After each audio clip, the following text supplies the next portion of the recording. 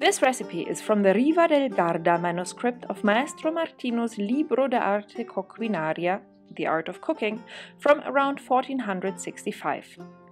It is an elaborate and very, very rich pie filled with cheeses, butter, capon, veal, eggs, saffron, ginger, sugar, and cinnamon, which are typical for the upcoming Renaissance.